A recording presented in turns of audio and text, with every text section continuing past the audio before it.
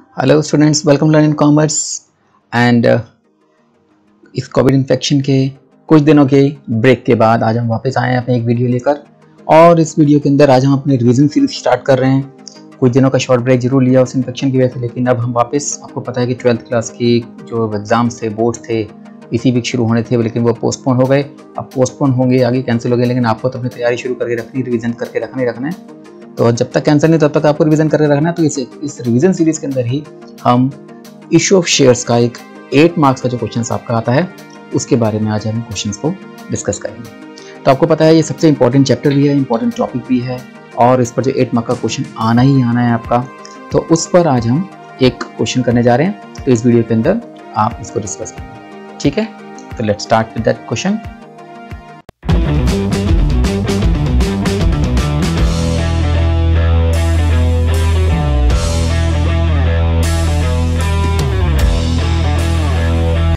So students, welcome to learn commerce.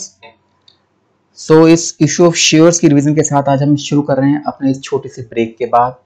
आपको पता है इस ब्रेक में काफ़ी कुछ हुआ, इन 10-12 दिनों में काफ़ी इन्फेक्शंस हुए, हमें भी हुआ। उसके बाद फुली रिकवर होने के बाद आज हम इस रिवीजन सीरीज़ को लेके आए हैं। तो इस रिवीजन सीरीज़ के अंदर सबसे पहले हम इशू ऑफ शेयर्स का एक 8 मार्क्स का क्वेश्चन जो है उसको आज हम डिस्कस करेंगे। ओके, तो ये जब तक आपके क्लास, आपके बोर्ड्स के एग्जाम्स कैंसिल नहीं हो तब तक रिवीजन तो आपको करनी पड़ेगी। तो रिवीजन आपको चालू रखनी है, इसको ख़त्म नहीं करना है। तो ये क्वेश्चन आपके सामने है जिसको आज डिस्कस करें इस वीडियो के अंदर। तो ध्यान रखिए, 8 मार्क्स का क्वेश्चन है, ज़रूर आएगा। और ये जो आज का क्वेश्चन है बहुत इंटरेस्टिंग है। ऐसा क्वेश्चन भी आपने अभी काफ़ी दिनों से किया नहीं होगा। मेरी बाकी जो क्वेश्चन हमने कराए थे उसके अंदर भी नहीं था, और ये भी एक नए तरह का क्वेश्चन है, तो इसलिए इस पर ध्यान जरूर दीजिएगा, ठीक है? तो इशू ऑफ शेयर्स के इस क्वेश्चन के अंदर ये क्वेश्चन दे रखा है। मैं आपको साथ वर्किंग नोट्स भी बना के दिखाऊंगा सारे, और सारी एंट्रीज भी करके दिखाऊंगा। ये देखो, शुरुआत करते हैं। डी लिमिटेड ने एक प्रोस्पेक्टस इशू किया, 30,000 शेयर्स की एप्लीकेशन इनवाइट की है, 10 रुपये का शेयर है, एट अ प्रीमियम ऑफ 4 पर शेयर। तो 10 रुपये का शेयर और 4 रुपये का प्रीमियम, जिसमें है क्या क्या? एप्लीकेशन है including premium 1 ₹3, on allotment including premium 1 4, on first call including premium 1 4, and on second and final call ₹1 premium, total 3। तो ये आप पहले यहाँ तक, ये जो यहाँ तक है, पहले हम इसको बाइफरकेट करके अपने वर्किंग नोट्स में लिखना शुरू कर देते हैं। 4 रुपये का प्रीमियम है और चारों में 1-1 रुपये का प्रीमियम है, एप्लीकेशन अलॉटमेंट, फर्स्ट कॉल और सेकंड कॉल के अंदर, ठीक है? तो एक हो गया 2+1, 3+1, फिर 3+1, फिर 2+1, ठीक है? तो इसको मैं यहाँ लिख देता हूँ अभी आपको मैं इस वर्किंग नोट्स के अंदर।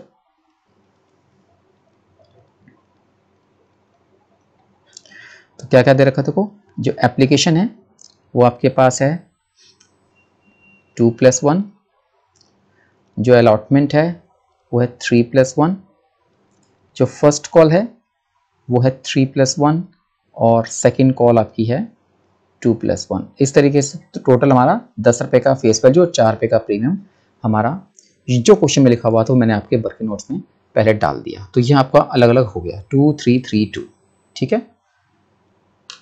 2+1, 3+1, फिर 3+1 और फिर 2+1। आगे देखो, आगे लिखा है applications were received for 45,000 shares. पहले इसको लिखते हैं कि टोटल 45,000 की एप्लीकेशंस आई हैं, पर कंपनी को शेयर्स इशू करने हैं सिर्फ 30,000। तो इसको भी हम एक एक करके जो जो आता है मैं साथ साथ वर्किंग नोट्स डालता जाऊंगा। यहाँ देखो,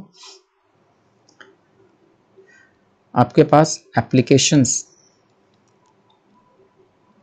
आई हैं 45,000 और आपको शेयर्स इशू करने हैं कंपनी को 30,000, ठीक है?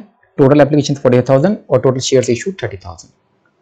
आगे देखो क्या लिखा है, आगे लिखा है 20% of the applications received were rejected. तो 20% एप्लीकेशन रिजेक्ट हो गई और वो एप्लीकेशन हमारी रिफंड कर दी गई। Remaining applicants were allotted shares on pro rata basis, और बाकियों को प्रोडा बेसिस पर शेयर्स अलॉट कर दिए गए। तो यहाँ तक का भी मैं लिख देता हूँ, 20% एप्लीकेशंस आपकी रिफंड हो गई हैं। ये 20% मतलब 9,000, तो 9,000 शेयर्स रिजेक्ट हो गए, ठीक है? इनको कोई शेयर्स अलॉटमेंट नहीं हुई, ये आपका रिफंड का केस है। और बाकी जो 36,000 शेयर्स के एप्लीकेशंस बची हैं उनको प्रोडा बेसिस पर 30,000 शेयर्स अलॉट कर दिए गए हैं। तो ये आपका प्रो रेटा तरीके से अलॉटमेंट हो जाएगी, ठीक है? तो ये आपकी कैटेगरीज हैं, ए कैटेगरी और बी कैटेगरी। ए कैटेगरी तो कोई रिफंड की है, ठीक है ना? तो रिफंड कितना होगा 9000 शेयर्स पर 3 रुपए की टोटल एप्लीकेशन लोगों ने दी थी, तो 9 to 3 27,000 टोटल रिफंड हो गया। और बी कैटेगरी क्योंकि प्रो डाटा की है तो उसको देखते हैं। टोटल जो एप्लीकेशन आई थी वो आई थी 36,000 शेयर्स की 3 रुपीज़ के हिसाब से, यानी कि 1,08,000। और जो शेयर्स अलॉट हुए हैं, जो शेयर्स इशू हुए हैं, मैं इसको इशू लिख देता हूँ, जो शेयर्स इशू हुए हैं इसके अंदर वो हैं 30,000, जिस पर एप्लीकेशन मनी बनती थी 90,000। तो इसका मतलब टोटल 18,000 रुपये कंपनी के पास एडवांस आया। उस एडवांस को जैसे क्वेश्चन में लिखा था प्रोडक्ट बेसिस पर रिफंड तो किया नहीं गया, इसको एडजस्ट कर दिया गया टुवर्ड्स अलॉटमेंट 18,000। ठीक है, तो एक वर्किंग नोट ये हो गया और एक वर्किंग नोट आपका ये वाला हो गया। ठीक है, तो ये दो मैंने वर्किंग नोट भी तैयार कर दिया है। आगे बढ़ते हैं, तो पहले अगर हम यहीं तक के जो वर्किंग नोट्स हैं इसको कवर कर लेते हैं और इसकी एंट्रीज कर लेते हैं। ठीक है, चलो इसका यहां तक का क्वेश्चन पहले हम कवर करते हैं कि आपके पर्टिकुलर्स हैं। डेबिट और क्रेडिट, ये आपकी जनरल एंट्रीज हैं, पूरी सॉल्यूशन जो आपका है। तो पहला फर्स्ट एंट्री आपकी जो है वो है bank account debit to share application account. कितने टोटल शेयर्स आए थे? टोटल आपके पास 45,000 शेयर्स आए थे 3 रुपीज़ के हिसाब से।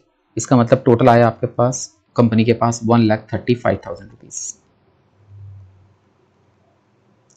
ठीक है, ये तो होगी आपकी फर्स्ट एंट्री। सेकेंड एंट्री आपके पास है शेयर एप्लीकेशन अकाउंट डेबिट 1,35,000, ये वाला पूरा, टू शेयर कैपिटल। कैपिटल में कितना जाएगा? टोटल शेयर्स आपके 30,000 ही हैं सिर्फ जो इशू करने हैं, तो 30,000 को 2 रुपए की एप्लीकेशन थी, 1 रुपये प्रीमियम था, तो 60,000 रुपीज यहां आ जाएगा। और जो 1 रुपये का प्रीमियम था वो भी यहां पे आ जाएगा। सिक्योरिटीज प्रीमियम रिजर्व ये हो जाएगा 1 रुपये के हिसाब से, 30,000 इंटू 1 30,000। उसके बाद जो आपके पास रिफंड हुआ था टू बैंक अकाउंट कितना हुआ था? 9,000 इंटू 2 जो हमने किया था, 9,000 इंटू 3 27,000 रुपये रिफंड हुआ था हमारा। और जो प्रोटा बेसिस पर एडजस्ट किया था हमने एडवांस शेयर अलॉटमेंट अकाउंट में, वो आपका 18,000 था। ठीक है ना, देखा ना आपने, जो वर्किंग नोट्स में तैयार किया था हमने 27,000 रिफंड कर दिया था और 18,000 एडजस्टमेंट किया था अलॉटमेंट के अंदर, तो वो हमने 27,000 बैंक में डाल दिया और अलॉटमेंट में 18,000 डाल दिया। ठीक है, जो वर्किंग नोट्स अब तक बनाए थे वहां तक की कैलकुलेशन हमने यहाँ पे करके दिखा दी। हमारी थर्ड एंट्री क्या है? थर्ड एंट्री हमारी होती है share allotment account debit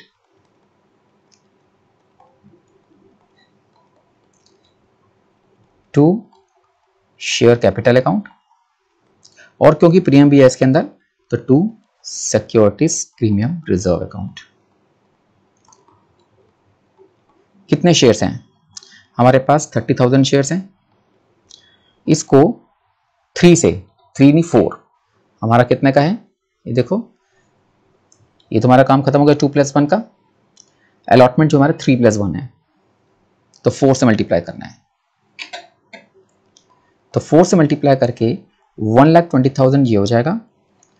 30,000 into 3 90,000, ये 3 से मल्टीप्लाई हो जाएगा और ये 1 से मल्टीप्लाई हो जाएगा।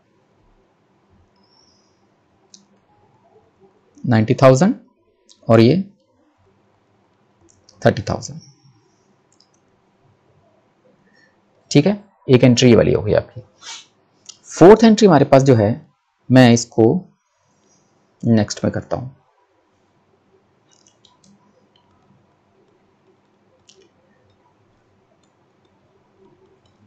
और इसके वर्किंग नोट्स बनेंगे अभी आपके। ठीक है, ये फोर्थ एंट्री हमारे पास है bank account debit to share allotment account. अब इस पर रुकते हैं, अमाउंट कैलकुलेट करेंगे। क्वेश्चन देखो, हमारे पास टोटल, आगे क्वेश्चन पढ़ते हैं। एक पर्सन है as who has applied for 600 shares, failed to pay the allotment money and his shares were forfeited immediately after that. पहले यहीं तक देखते हैं। एस के पास, एस ने अप्लाई किए थे 600 शेयर्स, उसने अलॉटमेंट मनी नहीं दी, उसके शेयर्स फॉरफिट कर लिए गए। उसके बाद एम के पास 750 शेयर्स हैं जिसको अलॉट हुए थे, उसने फर्स्ट कॉल नहीं दी, उसके शेयर्स फॉरफिट कर लिए गए, यानी ये फर्स्ट कॉल के बाद। लेकिन अभी हमें अलॉटमेंट तक के जो पैसे हैं वो नहीं आए इस एस के, तो हमें ये कैलकुलेट करना पड़ेगा एस ने टोटल पैसे कितने लिए, क्योंकि अप्लाइड हैं। इसके आपको पता है अलॉटेड शेयर्स निकालने पड़ेंगे, क्योंकि एस को अगर शेयर्स मिले हैं तो प्रोरेटा बेसिस पर ही मिले होंगे। तो हम एस की वर्किंग नोट्स बनाएंगे। कितने? 600 शेयर्स अप्लाई किए हैं ऐसे, देखो। तो हम एस के वर्किंग नोट्स बनाते हैं।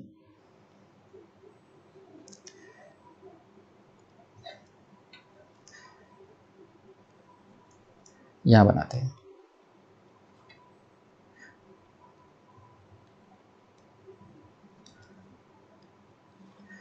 एस के पहले देखो प्रोरेटा बेसिस क्या है इसका। जो टोटल शेयर्स अप्लाइड और अलॉटेड हुए थे वो इस 36 और 30,000 की रेशियो में हुए थे। 36 और 30, 36 और 30 बनता है 6 और 5, 6 और 5, तो 6:5 की रेशियो है, जिसमें एस के जो शेयर्स अप्लाइड थे वो थे 600। तो शेयर्स अलॉट कितने होंगे? शेयर्स अलॉट होंगे 600 इंटू 5/6 करके, मतलब कि 500 शेयर्स। ठीक है, शेयर्स अलॉट हो गए 500। अब यहां पर जो एस ने टोटल एप्लीकेशन मनी दी थी वो 600 शेयर्स पर दिया था 3 रुपए के हिसाब से 1800 रुपीज, और जो शेयर्स अलॉट हुए हैं इसको, जो इशू हुए, वो है 500 शेयर्स, जिस पर 3 रुपए एप्लीकेशन बनती है 1500 रुपए, यानी कि कंपनी के पास इसके 300 रुपए एडवांस पहुंच गए थे। ठीक है, और वही एडजस्ट हो गए थे अलॉटमेंट में। अब इसने जो देने थे अलॉटमेंट के वक्त, देने थे इसने 500 शेयर्स पर 4 रुपए। अलॉटमेंट कितने की है? 4 रुपए की। उसमें से इसके ऑलरेडी एडवांस कंपनी के पास पहुंच चुके हैं 300 रुपए। इसका मतलब इसने एक्चुअल में सिर्फ 1700 रुपए नहीं दिए। तो हमें ये कैलकुलेट करना पड़ा, इसलिए क्योंकि एस ने अगर अलॉटमेंट नहीं दी है तो वैसे तो एस के अलॉटमेंट मनी के 500 शेयर्स पर 4 रुपए बनते हैं 2000 रुपए, लेकिन एस का कुछ ना कुछ एडवांस, जैसे कि टोटल हमने दिखाया था कि कहीं ना कहीं कुछ लोगों का अलॉटमेंट का एडवांस पहुंचा हुआ, तो उसमें एस का भी होगा, क्योंकि एस ने भी जब एस को शेयर्स मिले हैं तो उसने जितने अप्लाई किए होंगे उससे कम ही उसको अलॉट हुए होंगे, तो इसका मतलब उसका भी एडवांस कंपनी के पास पहुंचेगा, तो वो एडवांस हमने निकाला है। तो हमने इस प्रोरेटा रेशियो से 6:5 की रेशियो से हमने 300 रुपए उसका एडवांस निकाला, वो हमने एडजस्ट कर दिया कि 200 रुपए उसने देने, 2000 रुपए उसने देने थे अलॉटमेंट के वक्त, उसमें से 300 रुपए कंपनी के पास ऑलरेडी पड़े हुए हैं, तो 1700 रुपए उसके सिर्फ अनपेड हैं। तो हमारे पास जो एंट्री है जो बैंक टू शेयर अलॉटमेंट की, उसके अंदर टोटल पैसा जो आना था वो आना था 1,20,000। इस 1,20,000 में से आप ये देखोगे 18,000 कंपनी के पास ऑलरेडी टोटल एडवांस पहुंचा हुआ है, तो 18,000 तो दोबारा आएगा नहीं, वो माइनस कर दिया। 1,20,000 में से 18,000 माइनस कर दें तो 1,02,000 बचता है। उसमें से भी एक आदमी ने, एस ने 1700 रुपए नहीं दिए। ठीक है, तो 1,02,000 में से 1700 माइनस कर देंगे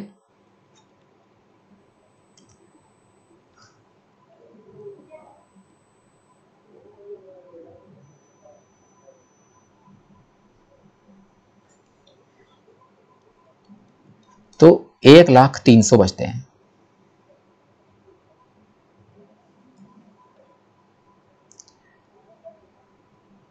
ठीक है,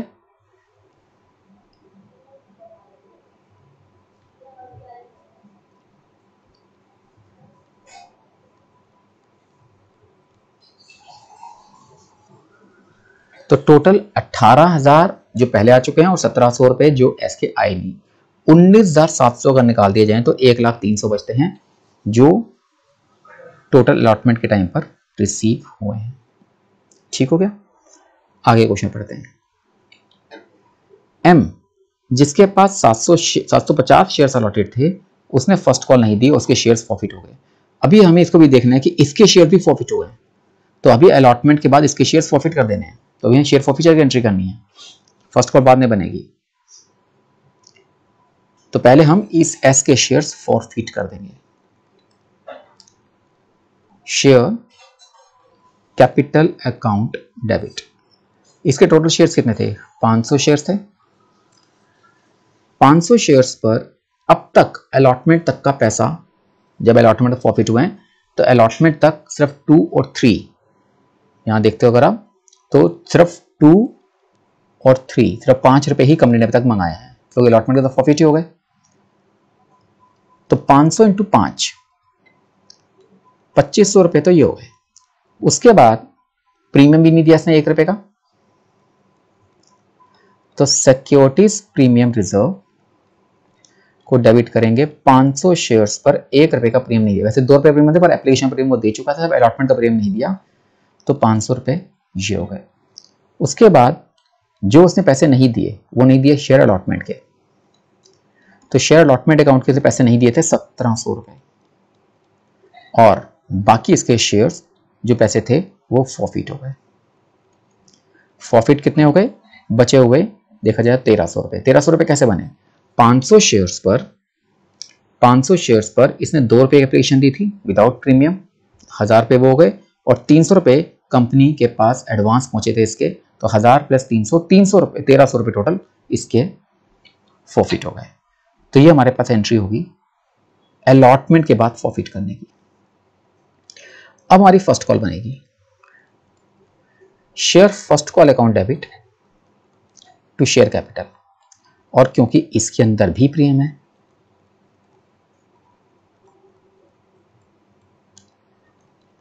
अब इसका प्रीमियम कितना है? 3 + 1, ठीक है ना? कितना था देखो, फर्स्ट कॉल का है 3 + 1, लेकिन ध्यान क्या रखना है, क्योंकि हमारे कुछ शेयर्स फॉरफिट हो चुके हैं, कितने? 500।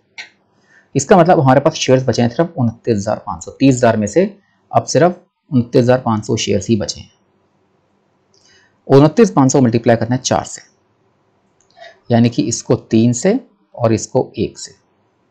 4 से अगर मल्टीप्लाई करते हैं तो बनता है 1,18,000।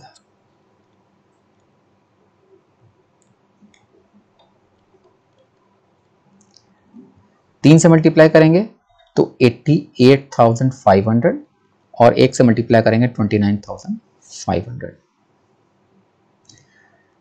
ठीक है, ये हो गया आपकी फर्स्ट कॉल की ड्यू की एंट्री। उसके बाद bank to share first call. First call पर कितने पैसे रिसीव हुए हैं? टोटल 1,18,000 रुपए होने थे, इसमें से क्या नहीं मिला? अब यहां पे क्वेश्चन चेक करते हैं। एम के पास 750 शेयर्स थे, अलॉटेड थे, उसने फर्स्ट कॉल के पैसे नहीं दिए, उसके शेयर्स फॉरफिट हो गए। फिर ये शेयर्स फॉरफिट जो थे रीइश्यू हुए एल को, और उसका फाइनल कॉल बनाएगा, यानी कि फर्स्ट कॉल ना देने वाला भी सिर्फ एक ही आदमी है, एक ही आदमी है सिर्फ एम। तो एम के 750 शेयर्स पर फर्स्ट कॉल के पैसे नहीं आए, तो 750 शेयर्स पर 4 रुपए की फर्स्ट कॉल बनती है, तो 750 शेयर्स पर 4 रुपए की फर्स्ट कॉल माइनस कर दो, जो कि 3,000 रुपए होगा। 3,000 माइनस करके यहां बन गया सिर्फ 1,15,000।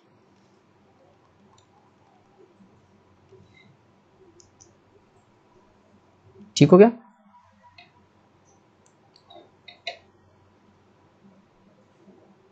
ये होगी शेयर फर्स्ट कॉल की एंट्री। और यहां पर एक चीज और लिखी हुई थी कि जब एम के शेयर्स अलॉट इसके फॉरफिट होने के बाद, फर्स्ट कॉल देने के बाद, इसके शेयर भी फॉरफिट कर लिए गए हैं, तो एम के शेयर्स भी फॉरफिट कर लिए गए, तो फॉरफिट की एंट्री यहां पर भी करनी पड़ेगी। तो आपके पास अगली जो एंट्री है फॉरफिचर की, वो है शेयर कैपिटल अकाउंट डेबिट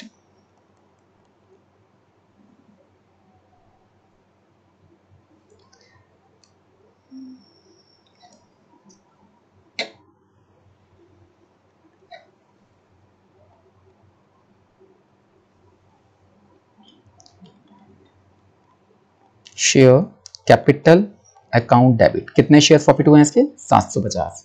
और 750 शेयर पर कितने पैसे कॉल्ड अप हैं, क्योंकि फर्स्ट कॉल के बाद प्रॉफिट किए हैं तो फर्स्ट कॉल तक बनता है 2 3 5 और 3 8 रुपए। तो 8 रुपए यहां पर आएंगे, 6000 रुपए टोटल ये पैसा आया। और इसने भी प्रीमियम नहीं दिया। इसने कौन सा प्रीमियम नहीं दिया, इसने क्योंकि फर्स्ट कॉल नहीं दी तो सिर्फ फर्स्ट कॉल का प्रीमियम नहीं दिया होगा इसने, तो 1 रुपया सिर्फ उसका बनता है, जो कि बनता है 750 रुपए। अब उसने क्या नहीं दिया, उसने फर्स्ट कॉल नहीं दी।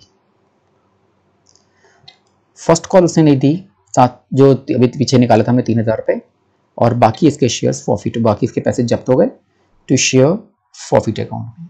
शेयर्स प्रॉफिट अकाउंट में उसने अब तक एप्लीकेशन अलॉटमेंट टोटल 5 रुपए की दी थी, तो 3750 रुपए इसके प्रॉफिट हो गए। ये हो गया हमारे फर्स्ट कॉल के पैसे ना देने के बाद प्रॉफिट की एंट्री। अब ये देखो, फाइनल कॉल तो बाद में बनाई गई है, लेकिन अब एस के शेयर्स जो प्रॉफिट हुए थे, सिर्फ एस के, वो एल को रीइश्यू हो गए 8 रुपए पर फुली पेड अप, यानी अब बीच में रीइश्यू हो गए। अब देखा, ऐसा क्वेश्चन नहीं किया ना आपने, अभी तो फाइनल कॉल बनी नहीं है तो बीच में ही रीइश्यू हो गया, तो क्वेश्चन बहुत इंटरेस्टिंग है। तो अब आपको एस और एम दो लोगों के प्रॉफिट हुए हैं, लेकिन एस के शेयर रीइश्यू कर देने हैं, सारे शेयर्स। तो एस के कितने शेयर्स हमने किए थे, एस के हमने टोटल 500 शेयर्स प्रॉफिट किए थे, वो 500 शेयर रीइश्यू करने हैं। कितने में करने हैं, 8 रुपए में फुली पेड अप। तो bank account debit, 500 shares reissue हो गए 8 रुपए पर, जो कि हैं 4000 रुपए के। अब क्योंकि फुली पेड अप था तो 2 रुपए का डिस्काउंट किया होगा, तो शेयर प्रॉफिट अकाउंट में डेबिट कर दो इसको, डिस्काउंट को।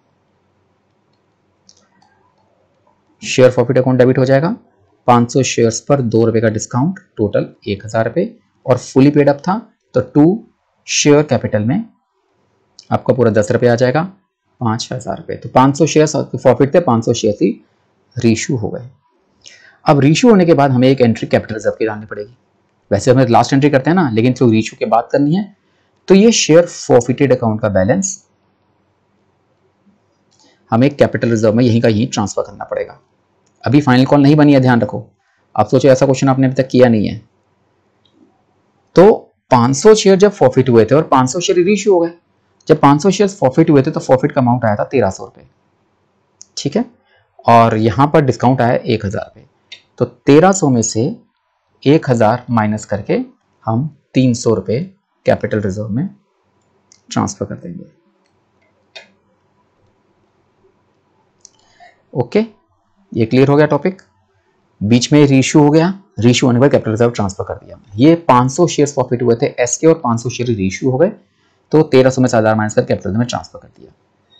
अब बनेगी आपकी फाइनल कॉल की एंट्री, सेकंड कॉल की entry. Share second call account debit to share capital account और to securities premium reserve account. अब यहां पर शेयर्स कितने हैं, अब आप देखोगे 500 शेयर्स पहले प्रॉफिट हो गए थे, 750 शेयर्स एम के प्रॉफिट हो गए, उसके बाद फाइनल कॉल बनाई गई है, यानी टोटल मिलाकर अब 1250 शेयर्स खत्म हो चुके हैं। फाइनल कॉल बचे हुए एप्लीकेंट्स को, फाइनल कॉल जो बनाई जाएगी वो बचे हुए एप्लीकेंट्स को बनाई जाएगी, क्योंकि जिनके शेयर्स प्रॉफिट होगा उसका तो कुछ है नहीं। तो 1250, तो 500 तो हमने पहले ही माइनस कर दिए थे, 29,500 रह गए थे। अब 29,500 में से भी 750 माइनस कर देंगे तो आपके शेयर्स बच के 28,750। इसको मल्टीप्लाई करना 3 से, 3 की फाइनल कॉल बची है, 2 रुपए फेस वैल्यू और 1 रुपए का प्रीमियम। तो 3 से मल्टीप्लाई करते हैं अगर हम, या पहले 2 से मल्टीप्लाई कर लेते हैं, ये आ जाएगा 57,500, ये आ जाएगा 28,750। देखो 500 शेयर्स पहले वाले के, 750 शेयर दूसरे वाले के खत्म हो चुके हैं, 1250 शेयर्स खत्म हो चुके, 3 तो 28,750 रह गए, और 3 से मल्टीप्लाई करते हैं तो 86,250 यहां पे आंसर आता है। ओके, क्लियर हो गया। अब बनेगी इसकी फाइनल कॉल की रिसीव की entry, bank account debit to share final call, share second call account. अब यहां पर कितने पैसे नहीं आए, टोटल आने थे 86,250 और उसमें से फाइनल कॉल के सारे पैसे मिल गए 1000 शेयर्स ए के छोड़ के, यानी ए के 1000 शेयर्स पर पैसे नहीं मिले। और शेयर्स फाइनल कॉल कितने की, 3 रुपए की थी, तो 1000 इंटू 3 या माइनस कर दो, 3000 ही माइनस कर देंगे तो बाकी बचेंगे आपके 83,250। ये आपके पैसे रिसीव हो गए फाइनल कॉल के। ठीक है, अब आगे क्वेश्चन क्या कहता है, अब ए के शेयर्स भी फॉरफिट कर लिए गए, यानी ये 1000 शेयर भी फॉरफिट कर लिए गए। अब इसके शेयर फॉरफिट कर दो।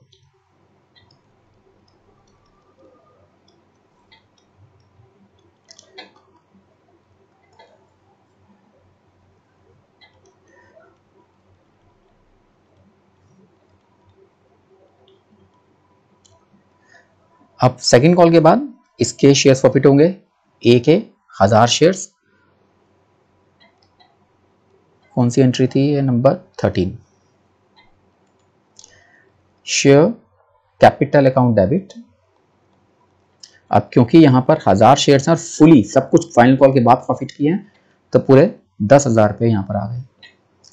प्रीमियम इसने भी नहीं दिया एक, क्योंकि फाइनल कॉल नहीं दिया तो इसने भी प्रीमियम नहीं दिया, तो सिक्योरिटी प्रीमियम यहां पर भी आएगा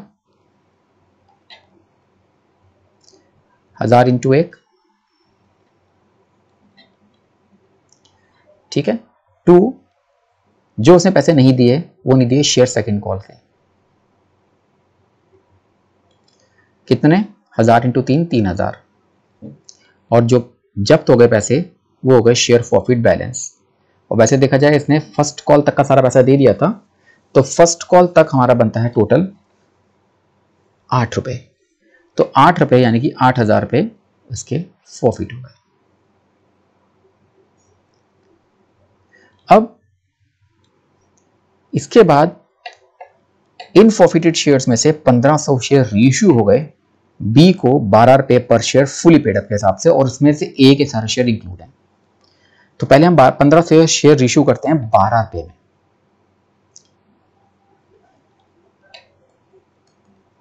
बैंक अकाउंट डेबिट 1500 शेयर्स 12 रुपए के हिसाब से बन गए 18,000 रुपए, और इसमें डिस्काउंट नहीं है, इसको प्रीमियम पर इश्यू किया है, तो फुली पेड अप तो हमारे पास ही हो गया 15,000 रुपए, और 2 रुपए का प्रीमियम हो गया सिक्योरिटीज प्रीमियम रिजर्व, ठीक है। 1500 इंटू 2, 3000 रुपए, ये हमारे पास होगी रीइश्यू की एंट्री। अब लास्ट में जो एंट्री बची हमारे पास वो बची कैपिटल रिजर्व की।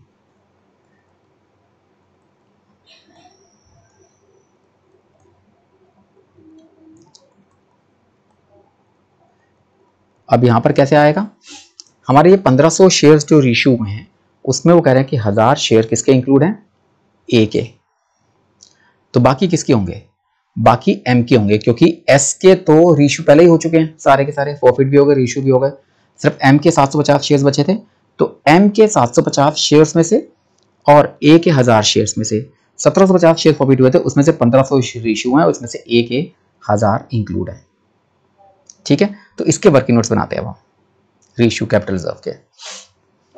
इसमें देखो पहले वाला जो पार्ट था वो था एम और एक पार्टी है ए। हमने इसके शेयर्स प्रॉफिट कितने किए थे, एम के शेयर्स प्रॉफिट किए थे हमने 750 और ए के किए थे 1000, जिसका अमाउंट निकाला था हमने, देखो याद है आपको, देखो हमने जब एम के शेयर्स प्रॉफिट किए थे 750 वाले, तो इसका प्रॉफिट अमाउंट निकाला था हमने 3750, ठीक है। और जब इसके प्रॉफिट किए हैं तो इसके निकाले हैं प्रॉफिट में 8000, 3750 इसके प्रॉफिट हुए हैं और 8000 रुपए इसके प्रॉफिट हुए थे। जब शेयर रीइश्यू हुए हैं वैसे देखा जाए तो टोटल हमारे पास 1750 शेयर इन दोनों मिलाकर प्रॉफिट हुए थे और 11,750 रुपए अमाउंट प्रॉफिट हुआ है। लेकिन जो शेयर इशू हुए हैं वो हुए हैं सिर्फ 1000, जिसमें से 1500, ए के 1000 थे ना, तो 1500 टोटल हमारे रेशियो हैं, जिसमें से 1000 शेयर्स ए के हैं और बाकी बचे हुए 500 शेयर्स एम के होंगे। अब इसका अमाउंट निकालना पड़ेगा एडजस्ट करके। अमाउंट कैसे निकालेंगे? ये 3750 रुपये 750 शेयर्स पर थे, तो 500 शेयर्स पर कितने होंगे जब रेशियो कम हुआ है? ये आपका बनता है 2500 रुपये। ठीक है, और ये क्योंकि 1000 शेयर 1000 ही हैं, तो 1000 पर अगर 8000 तो 1000 पर ही 8000 ही रहेगा, इसमें तो फर्क पड़ेगा नहीं। तो 10,500 रुपये टोटल अमाउंट यहाँ पर आया। तो इस 10,500 रुपये में से जो हमारा एडजस्ट करके आया, इसमें से जो आपने यहाँ पर प्रॉफिट का अगर अमाउंट होता, डिस्काउंट का अमाउंट होता, वो माइनस करते, तो माइनस करने के लिए हमारे पास डिस्काउंट नहीं है इस केस में रेशियो के टाइप। इसका मतलब आपका कुछ भी माइनस नहीं होगा, तो पूरा 10,500 रुपये आपके कैपिटल रिजर्व में ट्रांसफर हो जाएंगे। ठीक है, तो ये आपका देखो पूरा क्वेश्चन क्लियर हुआ। एप्लीकेशन का, अलॉटमेंट का, अलॉटमेंट के बाद हमने फॉरफिट किए, फिर फर्स्ट कॉल बनाई, फर्स्ट कॉल बनाने के बाद फर्स्ट कॉल वैसे रिसीव किए, फिर फर्स्ट कॉल के बाद एक एम के शेयर फॉरफिट किए, फिर उसके पहले वाले के एस के शेयर इशू किए थे, फिर उसका इशू करने के बाद कैपिटल में ट्रांसफर किया, फिर सेकंड कॉल बनाई गई कम शेयर्स के साथ, सेकंड कॉल का पैसा रिसीव हुआ, फिर सेकंड कॉल बनाने का फाइनल कॉल, यानी फाइनल कॉल बनाने के बाद जब इसके तीसरे पार्टी के फॉरफिट हुए, उनके शेयर्स रेशियो हुए और फिर बाद में कैपिटल रिजर्व की एंट्री की। तो ये पूरा प्रोसेस मैंने आपको एक कंप्लीट क्वेश्चन तक करके दिखाया।